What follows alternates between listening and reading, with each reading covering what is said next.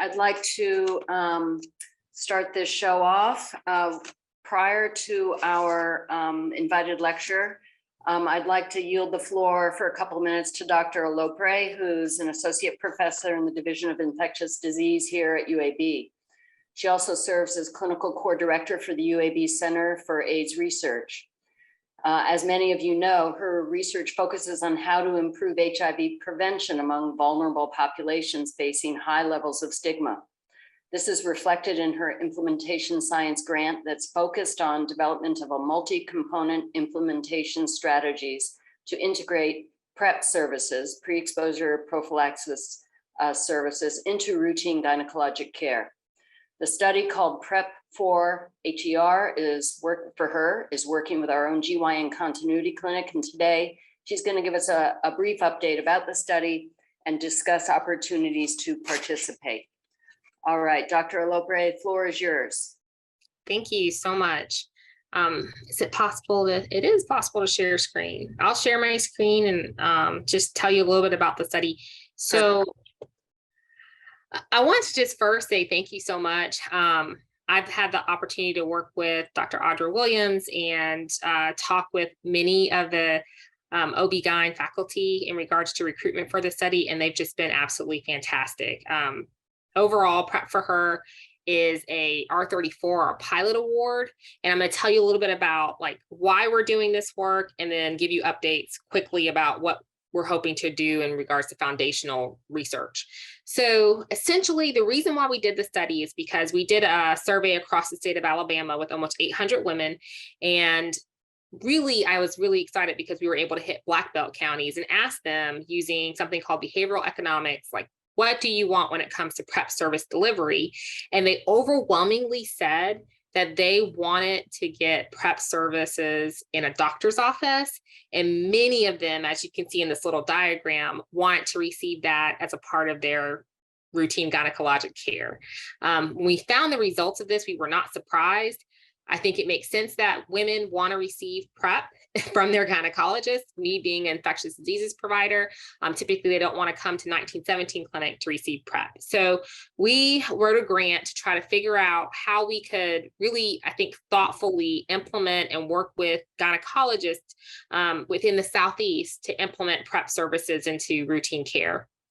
So what we wrote that we would do is really use implementation science to make sure that this is being done, like I said, purposefully. So we're doing an assessment within the gynecologic setting. We're working with Dr. Williams and the continuity clinic to do key informant interviews.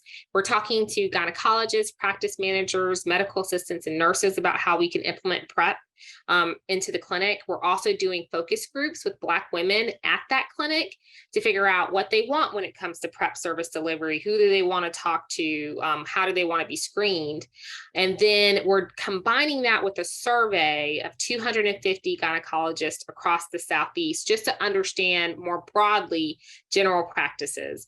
How are you taking sexual histories? Are you prescribing PrEP? Are you discussing or counseling about PrEP? And I think with this combination of interviews and surveys, our goal is to be able to definitively develop some strategies to improve putting PrEP into gynecologic care without messing up workflow.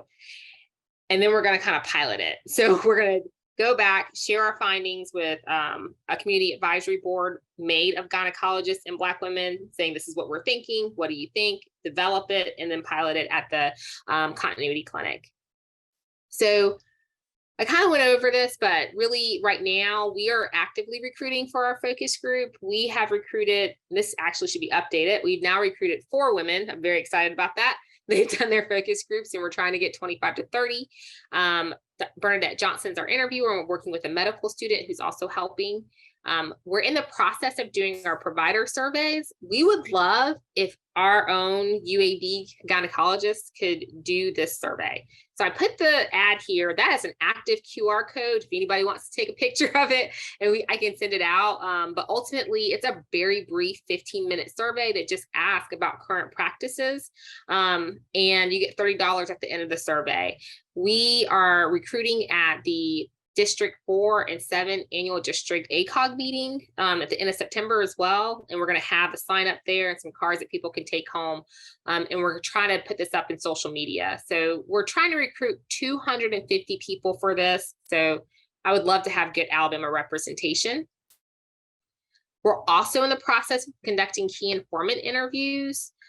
This email is a general email that goes out inviting people who have expressed interest, but right now this is through direct referral.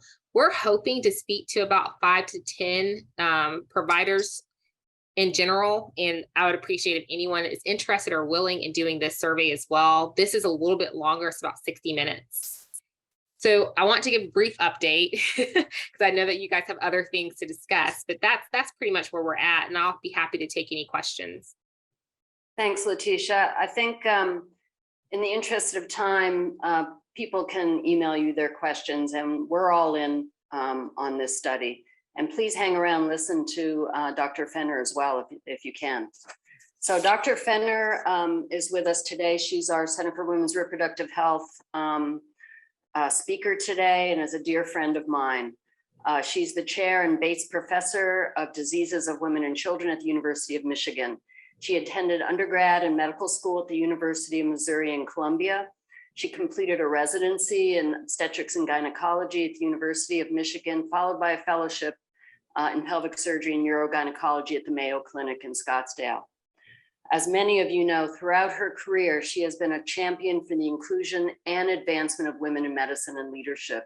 She's nationally recognized as an expert in defecation disorders, surgical education, and reconstructive surgery. Working with a multidisciplinary team, her major contributions have been on understanding how birth injuries impact pelvic floor disorders and developing new and novel treatments for accidental bowel leakage. She's published more than 100 peer-reviewed articles and chapters. She's the past president of the Association of Professors of Obstetrics and Gynecology and the American Urogynecologic Society. She's currently the president of the esteemed American Gynecological and Obstetrical Society. As director of the Female Pelvic Medicine and Reconstructive Surgery Board for the American Board of Obstetrics and Gynecology and the American Board of Urology, she was instrumental in obtaining official recognition of the FPMRS fellowship from the American Board of Medical Subspecialties. Finally, Dr. Fenner has received numerous awards for her contributions as a physician, as a surgeon, educator, and leader. In 2014, she was given the Sarah Goddard Award by the University of Michigan for leadership in the advancement of women. She was recognized with the Lifetime Achievement Awards from the American Urogynecologic Society, and in 2015 and in 2017 from the Association of Professors of Gynecology and Obstetrics Lifetime Achievement Award. I would like you to welcome Dr. Fenner today, who's going to talk about combating racism and sexism in academic medicine. Thank you for being with us today, Dee. Thank you, Holly. I just wish, as I said, I wish I was there. I look out and see so many friends. I see Dr. Donovan, who's joined you, and certainly Dr. Hugh and Dr. Tito and others in the audience. So let me get my slides pulled up there, and I'm gonna have to switch. How's that? Does that look appropriate? That's perfect, Dee. Thank you. All right, good. Well, again, thank you. I'm quite honored to be with you today. And as Holly and I were talking, all things in this world and changes and challenges, at least football starts this weekend. So that's something that Dr. Richter and I have enjoyed going back and forth on for many years, and value her friendship and brilliance and support for me. So today I'm going to talk about combating racism and sexism in academic affairs and in medicine. And I will say that in terms of, these are my own recommendations. And this is a journey that's ongoing for me as a person and as a leader. And so I will say that many of these things we are still actively implementing at the University of Michigan. So I come to you very humbly. I think that we, everyone from the top of the institutions all the way across and broad, up and down, and we all need to be focusing on these very important issues, but it is a journey and we're all learning. And it's the ability to be humble and to accept that every day we need to think about it, and we're always going to stumble at some point. And that's something that I think is so important as we delve into this work. I start with this quote because I think it's important. It's been sort of a mantra of mine and with one of my idols there, but it's really about fighting for the things you care about, but doing it in a way that others will want to follow and join you. And so I hope that this inspires you a little bit today. This is a cartoon that I am sure everyone has seen. There's a variety of different iterations and on this theme, but I think it's just really a great visual picture to show us that there's no difference between quiet and peace, and there's no peace without justice. And I like that quote. I think the question of how do we break down, why do we have to have a fence, and how do we ensure justice? It's not all about equality and equity. It's about ensuring that everyone has the opportunity. They say, that talent is everywhere, but certainly opportunity is not. And I'm going to focus a fair amount on that during this discussion. For me and for you, if you haven't read this book, I think if you're going to start this journey, that it's a great book to start with. And Dr. Gundy has written now several books for adults and children. And so I think that this philosophy and this mantra can help frame, because it's really, as we think about the big picture, but we take it down to the day-to-day interactions that we have. And it's really to think that racial and gender inequities, they're not the result, they're the result of bad policies and not bad people. And we have to have that grace if we're going to move forward together. And I think we'll only see progress with the intentional policy changes. And that is, as leaders, I think is our responsibility.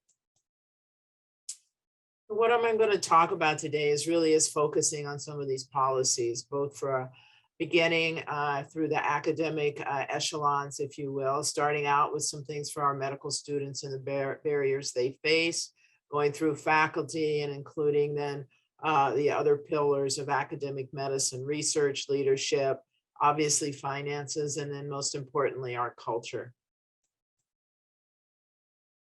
I'm going to use the AAMC data to somewhat frame some of this discussion and start about looking at both gender and ethnicity and race here as medical school graduates. And so, looking across that table, graph, you see that while there's been some changes in the last 10 to 20 years or so, we certainly see that there's not been huge dramatic. So if we look at the women on the left side, if you look at that 5-year period, at least, there was really not much statistical changes between the percentage of women.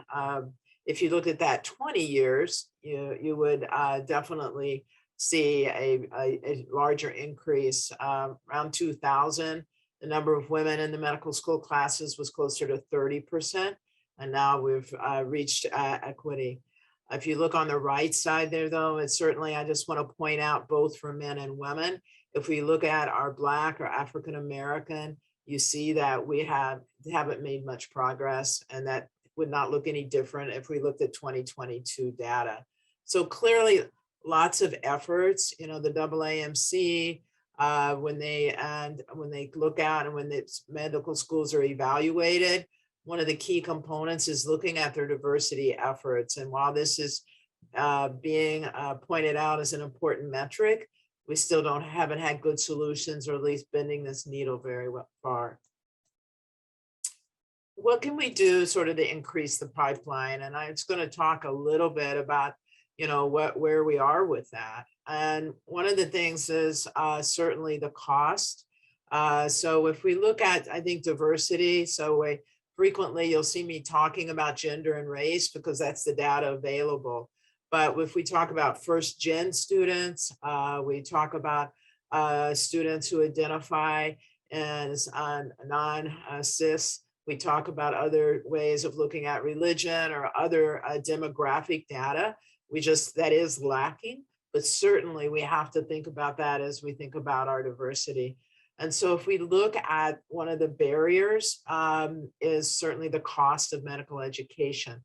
And so the median debt is about $200,000. And if you look, this table is actually from, you see, 1987 to 2005, looking at the parental income of medical students. It hasn't changed.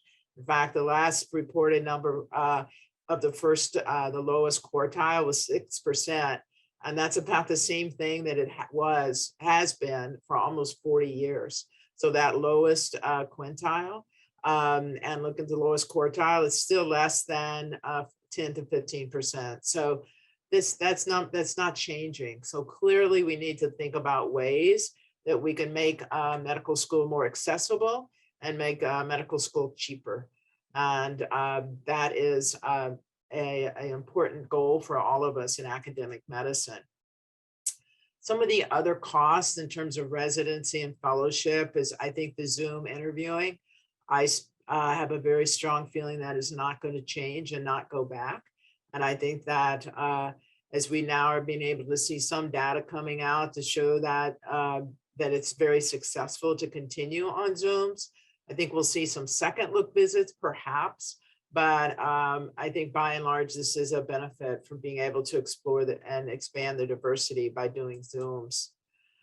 I think we really have to all think about at our institution, scholarships and loan repayment programs.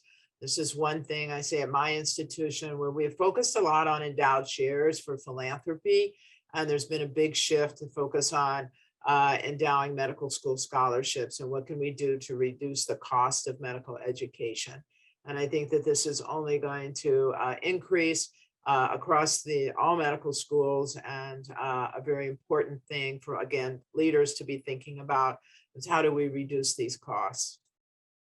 And that's just the references for this.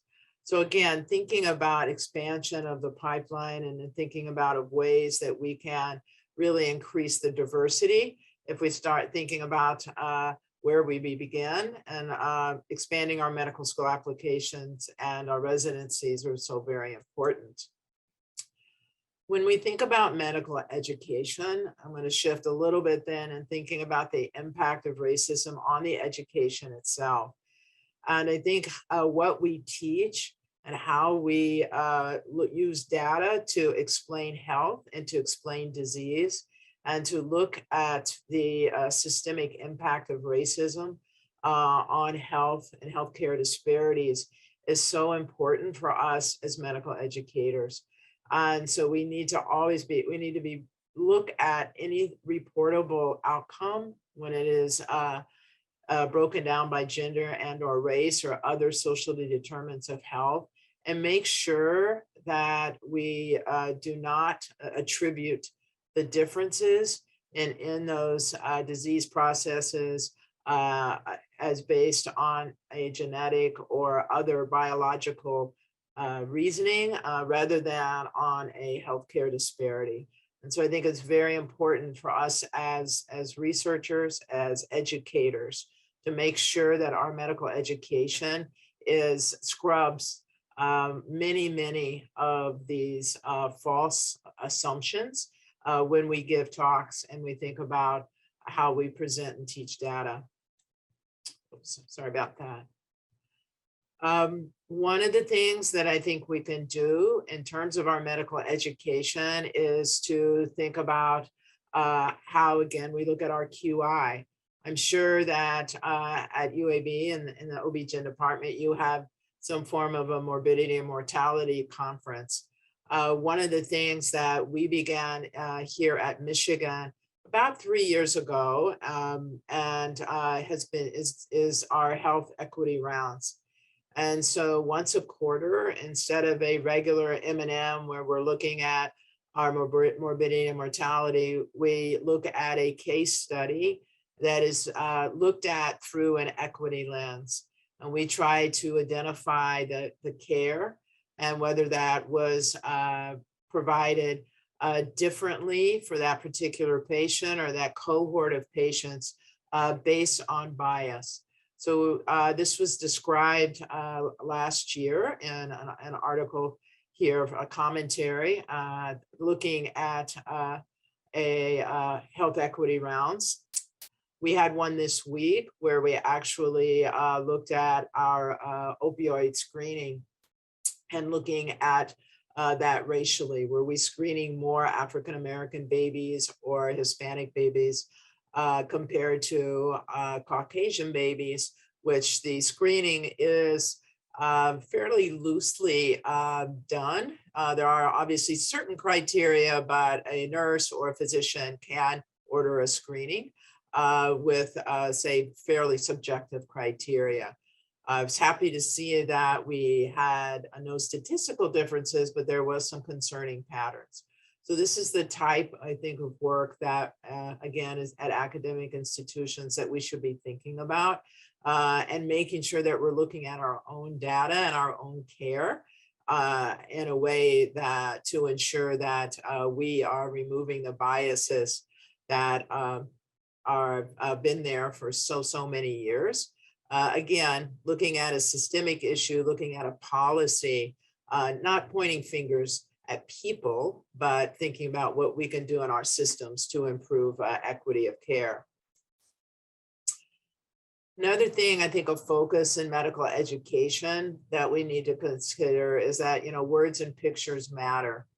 So we adapted a new handout when any of us, like myself, giving you grand rounds today, when we come to go to present, you do have to follow a CME guideline. You have to make sure you're not using off-label use of medications, being biased in your presentation for presenting something that you're trying to sell, et cetera, as far as CME guidelines. We've also developed, and this was adapted from a similar program that was at Brown that's talked about the considerations for a diversity, equity, and inclusion to promote that in our presentations and have a bias-free. And so this is I will share the slides if you haven't developed this for yourself, but it really goes into your presentation about bias. And a lot of it is something about pictures. You know, I will say, I've been doing this for a while, you know, at least 30 years, and I don't think I've ever seen a picture of a patient with syphilis that wasn't an African-American patient. You know, that's wrong. Let's make sure that we really are thoughtful when we're using our words and using pictures to describe disease, to ensure that we are not implicating and that we're trying to remove that bias. You know, we have lots of stereotypes and lots of assumptions that abound in our culture. And so these are, you know, some exaggerated perhaps, but certainly I think that they're things that you've all seen and are aware of. And we need to be cognizant of this when we're teaching our medical students, when we're teaching our residents, our fellows, and each other as faculty members. So I think it's just a really important lesson and a way to think about as we try to remove the bias from our medical education. I'm going to move on now and talk about residents. So you'll see as again, I'm going to go up the so-called academic hierarchy and discussing these gender and ethnic and racial biases. So, you know, OBGYN, we're obviously, if we look at gender, we have to see that, you know, in terms of residents, we're 83% female. So in fact, unlike most of our other surgical colleagues, we're at risk of having bias against men. And I will have to say that again, while I have spent a good deal of my career ensuring that women have access to leadership training and leadership positions. When I was the APCO president about 15 years ago now, my sort of platform was on, you know, we need to welcome everybody to OBGYN. Why would we not welcome half of the medical school classes? We want to ensure that we have the best and the brightest, and we maintain our diversity. And so we really do want to be sure that men are welcome. And so I want to make sure that that we really do think about that, and that's really certainly in our students as well. And I know we spend a lot of time trying to ensure that our male medical students get the opportunities to have a great learning experience in obstetrics and gynecology, so that we want to have a broad and diverse population coming into OBGYN. So we're a little bit different on this one than the rest of the, as I said, the surgical specialties. When we look at decreasing bias in our residency selection, there's several things that I think that we can do. One is a holistic review of applications. In some ways, we are going to be forced into this if over the next few years, as we're going to see the step one of the MBME is going to go to pass fail. So if you're relying on cutoff scores to decide who you're going to interview, that is going away after this year and part of the students this year. One of the things is to think about, and why this move has been made, is that, standardized exams, they can be equalizers. They're purported to be only if everyone has access to the resources required to excel on them. And so we know that how you come into the exam, your experience in taking standardized exams, all impact the scores. And so this is in part why the MBME is going to a pass-fail system. And so we were going to have to really think differently about our residency selection, on how we screen those applications. And again, a holistic review, looking at not just at the so-called numbers. One of the other reasons for that is also think about there's bias in grades. There's several publications now showing that certainly students of color are frequently graded, downgraded, and don't have the same grade distribution as Caucasian students. And so we need to be aware, while we think certain things we would say are objective, they're actually very subjective. And so while this is going to take a lot more time, I think, and a lot more effort and input, it is going to be important to try and holistically look at these applications. And if you want to look, there's a great AMA AAMC guide that really talks about, and another guide from Northwestern and from Georgetown. If you go on either of these sites, or if you just Google AAMC equity guide, it'll really have some good examples and ways of screening your applications in a more holistic manner. Let's talk about faculty disproportions. If you look at, this is looking at women as a proportion of the faculty, and this is for about 2009 to 2018, so roughly the last 10 years. So you notice that the slope of those lines is pretty flat.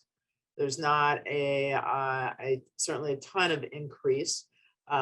Just slightly, but this is across all fields of medicine. And you notice again that if you look at instructors or assistant professors, little change, but women start out at about 50% of the proportion of faculty. However, if you go down to full professors, we're still certainly lagging, and it's going to take a long number of years for that to catch up. Considering that all women stay in the academic pipeline. When we look at women that are underrepresented minorities in medicine, you can see again over that 10-year time span that we haven't made much progress. If you look down there at the bottom, where there is actually a grouping of non-Caucasian, non-Asian those numbers are still very low. And in fact, there's been no progress. And so this is, again, in spite of what I think most institutions have tried to have some really strong efforts. So what we've been doing so far has not worked.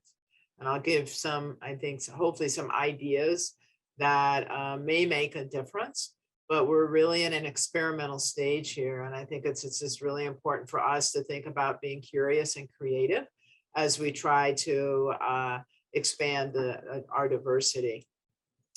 When we look at OBGYN faculty, there in fact is just some reports, but not for the last 5 years that might suggest that in OBGYN, we're actually becoming less diverse as other specialties are fighting hard to try and increase their diversity.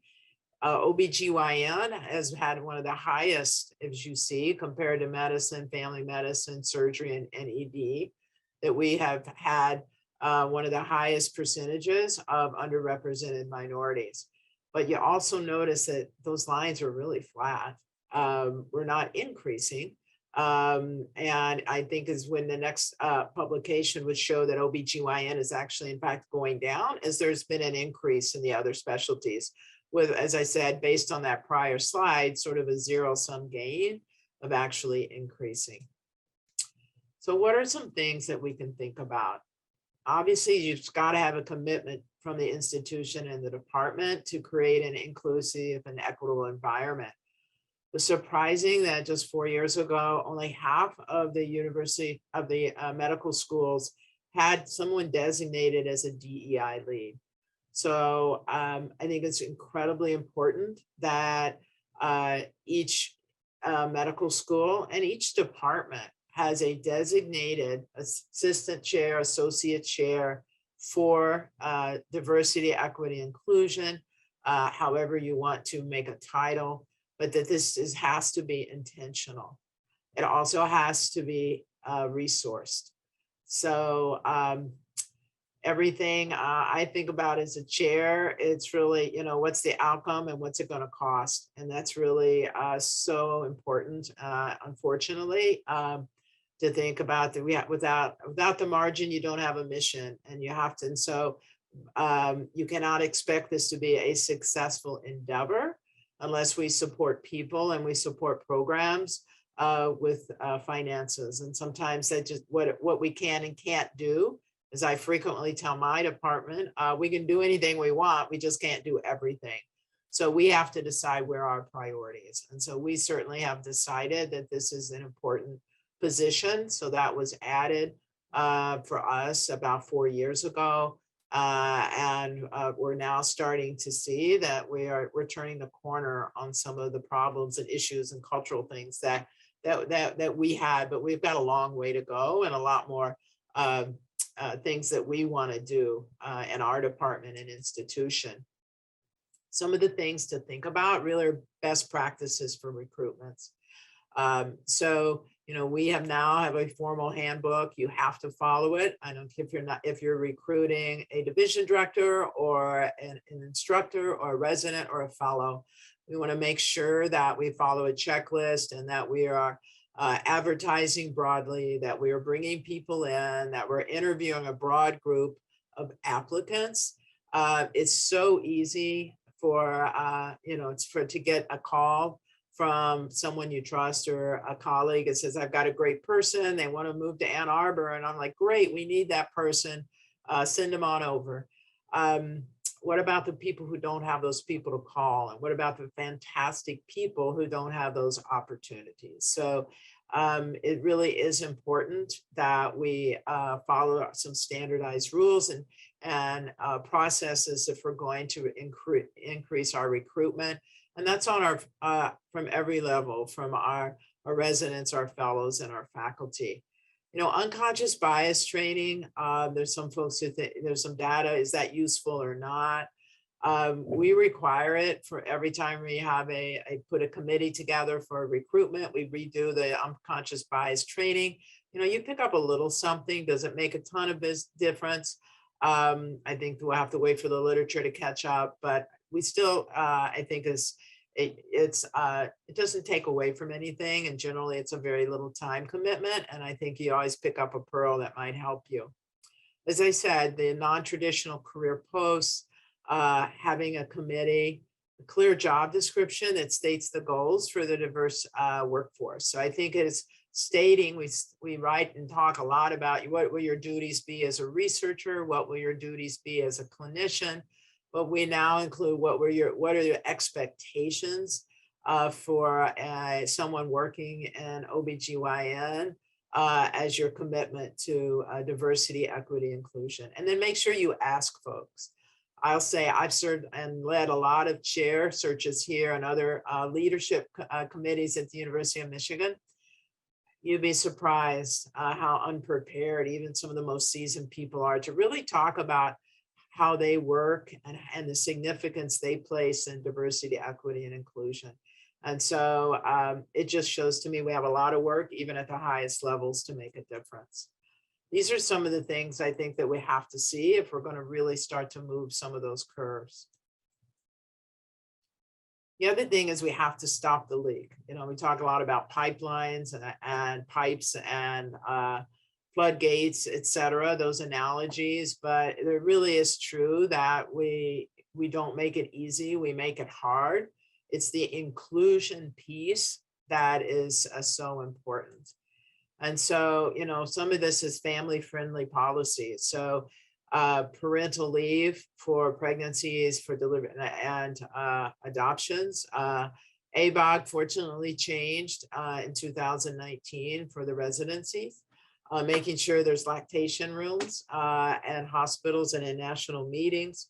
And I add reproductive health care to this slide most recently, because I think this is going to be so key, especially in states like you are, where reproductive health is threatened, the inability to for abortions, and to think about the data that 10% of women in academic medicine have had abortions. So what will that happen if people have to have unintended pregnancies or leaves, even from, say, for you to go to a distant state to get your reproductive health care? So I think that thinking about these policies, things that I shudder that we were ever going to have to think about, but I think it's going to be very important, or we're going to see just another way that women leave academic medicine. So I think reproductive health care, especially for us in obstetrician gynecologists, need to think about that. Not only for our women just in our departments, but for our institution, and how do we make at a minimal access to long-acting contraception easy for our residents and fellows to obtain.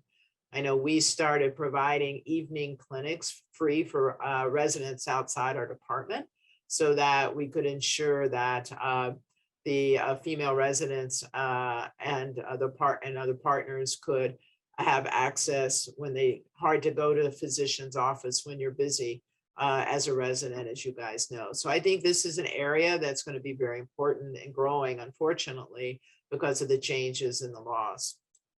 I think it's important, as I said, in the job descriptions, but expectations that are set and adhered to, and that we need to make sure that all faculty and staff understand that the DEI is important. And we need to understand that it's the culture in supporting women and underrepresented minorities. And we have to acknowledge that there is bias in these evaluations by patients and learners. I worry so many institutions rely on star ratings and patient ratings and evaluations. And there's very good data to show that these, again, are biased against faculty who are not Caucasian. And when there is not an agreement or coordination between the gender or the religion or the color or identity of the patient and the provider. So we need to be aware of that and make sure that our faculty of color are not being ranked lower by their patients, and also thinking about faculty and the resident evaluations as well.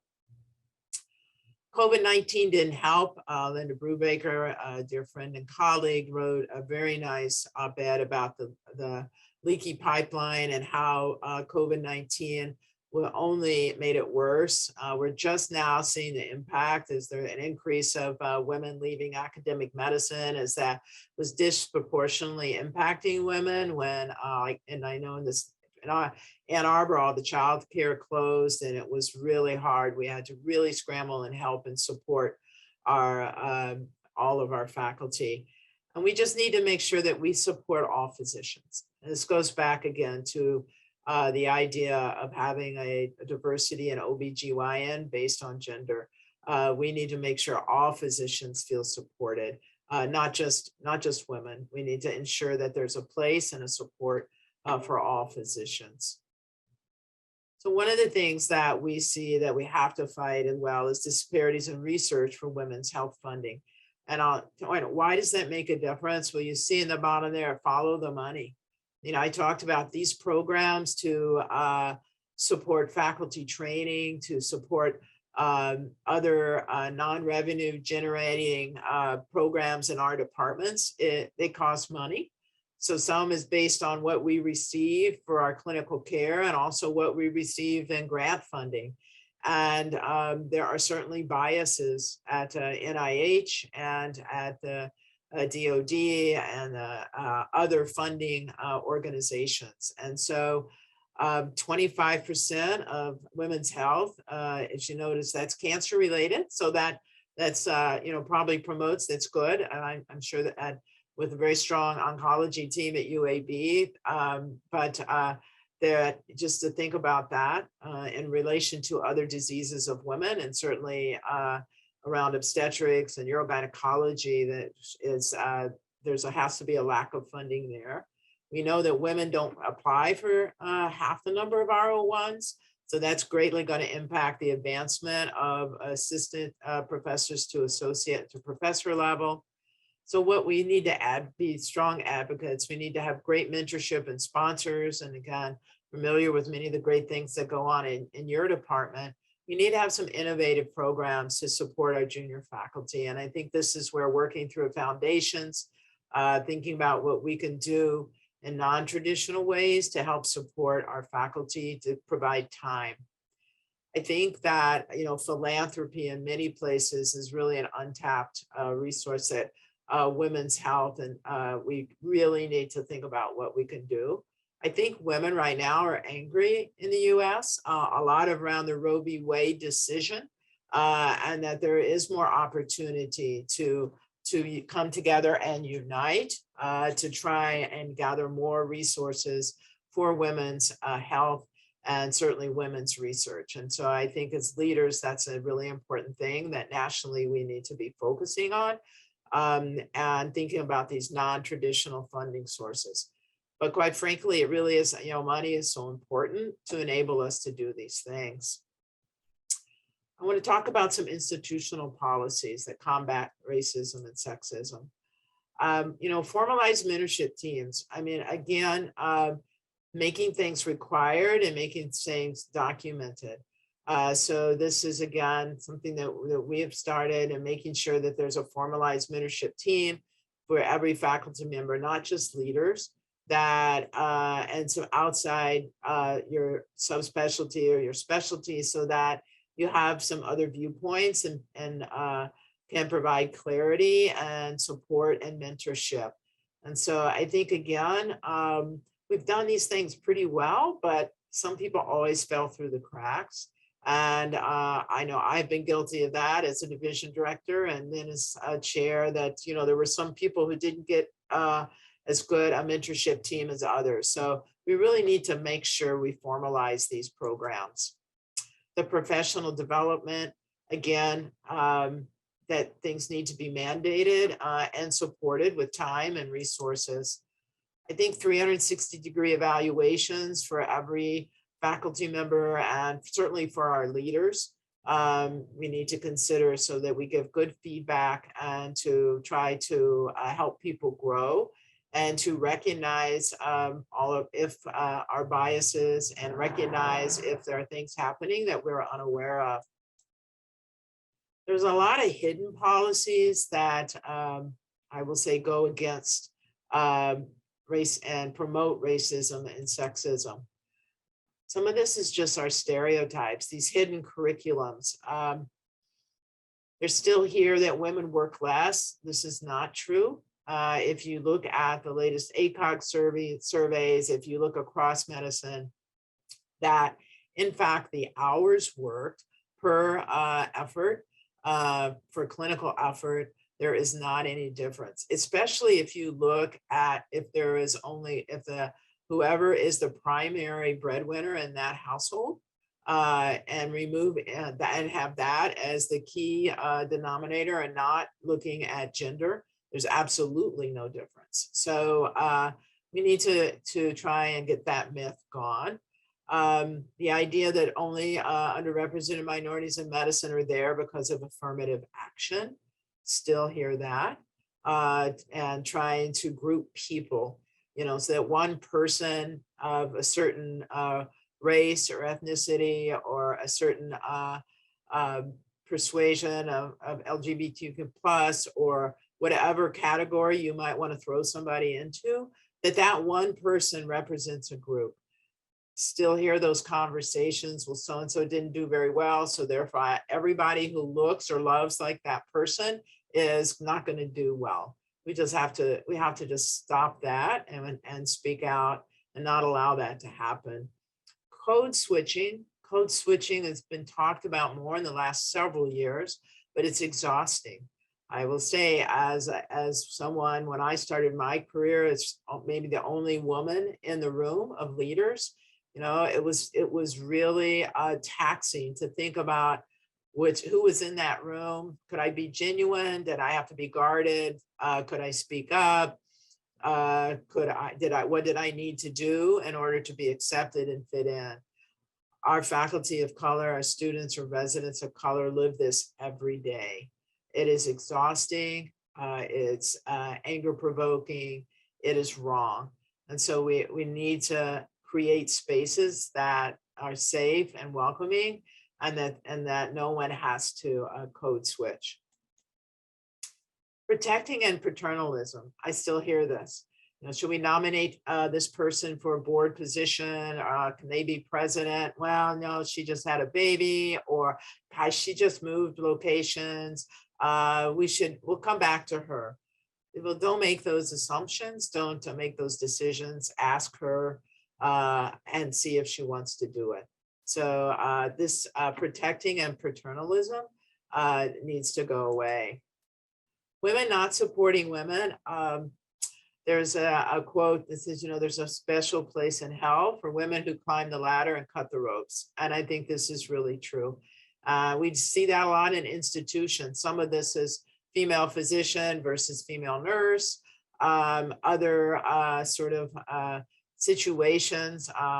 Women of my generation are like, you know, we had to fight so hard.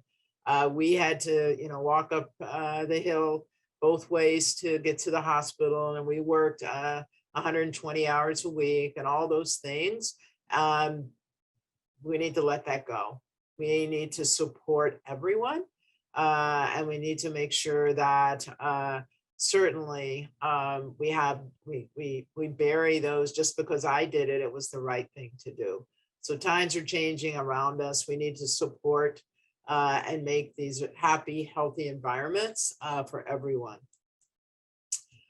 Finally, I will say we should never do the mantles. That's one gender, one race on a panel, or one gender, one race on a policy or standards or guidelines, writing pregnancy guidelines, writing UTI guidelines. We need diverse groups. We need diverse thoughts. So much literature showing that we are better when we have diversity. We make better decisions. We think better. We bring in new data. We just need to say no more of anything when it comes to presentations, boards, or writing groups. About OB-GYN chairs and other chairs. If you look at the gender distribution here based on the particular fields, you see that Not surprising that OBGYN has one of the higher percentage of women chairs.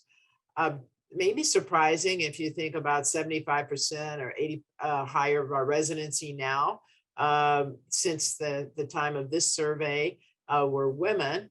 But again, if you go back and think about the number of professors that were women, we're still down around 25%.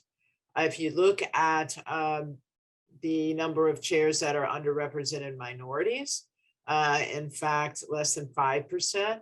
This maybe, again, new data might change that a titch, but we're still well below double digits. So again, we got to make changes of the inflow, but also we have to think about what's the bias that is preventing women and other underrepresented minorities from advancing to these leadership positions.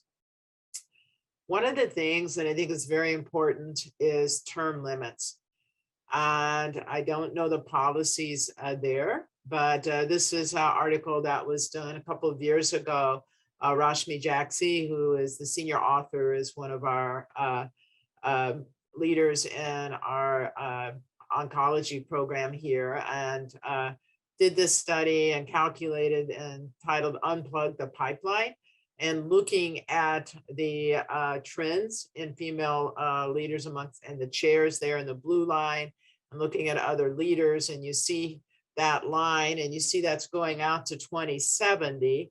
And the conclusion of this is if we stay the way we are, it'll be another 50 years till we reach gender parity. So the strong recommendation is to think about term limits for chairs and other division directors, other leaders. So what's keeping the pipeline from flowing is that there's a plug on the end. So I know at Michigan, we now have a 10-year limit for chairs and most other leadership positions, and I hope to be able to open things up for others to have their chance. Getting near the end here, we're going to talk about unequal salary for the equal work. This still is a problem across medicine. Women earning 77 cents for the dollar. And this is all by controlling ranks, age, specialty, and years in practice. So clearly there's clear bias in our salary gap, which impacts obviously who is going to stay in academic medicine. If you look at OBGYN specifically, we're going to start, you see that there's female, male in each one of the academic positions from instructor to professor. I'll note that division directors and chairs are removed from this particular data set. So if you look at the mean and the median, you can see there for our, pretty much you start out, it's fascinating at instructor level, females actually make more, but then as you go up from assistant to the professor level, you see a widening gap between the female and male. So what happens when men and women get promoted? As I said, the leadership positions are not included in this. So somewhere, somehow, someone either negotiates better or someone has a bias, perhaps. I know, and you hear things like, well, you know, her husband is an orthopedic surgeon, so we don't need to pay her quite as much as we might her counterpart who is the sole breadwinner. There are these different biases that occur. And so we need to make sure that this gender gap goes away for pay. And this is seen in subspecialty data that's put out for oncology. And I suspect coming forward for urogynecology perhaps as well. So what about it? Well, one thing, it's unjust, illegal, and simply unethical. So you got to have a compensation policy and principles. I'll say though, as a chair, it's hard. I have my male counterparts come in and say, you know, or you get a job offer, you got to match something. And so sometimes, even though you're trying to do the best, it's very difficult to maintain everyone at an equitable level, but you have to. You need to have standard and transparent salary programs. Try to take the negotiation out of it. That's the other thing. So, well, women just don't negotiate as well. Well, why should they have to? Let's take that out of it, and let's just make sure that it's standard and transparent. Using published benchmarks like the AAMC. And one of the things that's really important that we're required here every 3 years to do a salary equity review to make sure that for whatever reason that there's not an imbalance between faculty at the same level in the same division doing the same work. And I think that's been very important to make sure just because someone complains or comes in and asks for a raise, that they should get that when someone else who doesn't, who just simply does their job. So it's very important, I think, to do those reviews. And the other thing is to really recognize that there is so much non-RVU generating roles, and that traditionally some of those roles have been primarily female faculty. So we need to make sure for the educators, for those who are doing the DEI work, for those who are doing work that is very important, but is not necessarily an RVU generating, that we have to provide a way that they get rewarded. I think that's some of that creep we see as people move up the ladder, that there is a separation of the female and male salaries. So it's very important that we keep that in mind if we're ever going to really solve some of the gender and racial discrepancies. I'm going to end on culture, not because it's the last thing, but it's the most important thing. And it's also the hardest thing to try and to move a culture in a small or large group. Basically feeling respected, feeling that you belong. This is an area we have worked hard on, and I can tell you, I'm not sure we've moved the needle in my department, but we're trying. You know, if you look at this is the AAMC data again, talking about feeling disrespected. And if you look at the bottom is the percentage of women who are feeling disrespected. And if you look at, you know, the percentage, there's not a lot of difference between white and women of color. But so it unfortunately is certainly a fair number feeling disrespected. If you look again, men feel disrespected as well. So part of this is a cultural problem that we have in medicine, but it's much higher in women. If you felt disrespected because of your gender, you see that as 17% versus 1%. Well, 1% is probably disrespect for men and OBGYN. So we need to, again, make sure that we are respectful regardless of someone's gender or their gender identity, and consider what we need to do for civil, bringing civility back to medicine.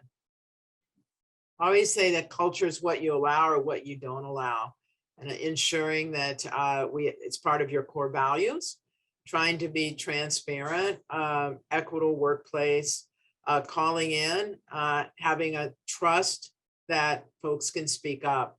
And it's really hard to have that trust in a large organization where someone feels safe. You can work on that. It only takes one time where someone feels that they spoke up and there was either some retaliation or they were not heard. That can undo a lot of work. But I have to say, we have to keep trying. We have to make sure that we are living these values. As leaders, I think we have to realize we cast a large shadow.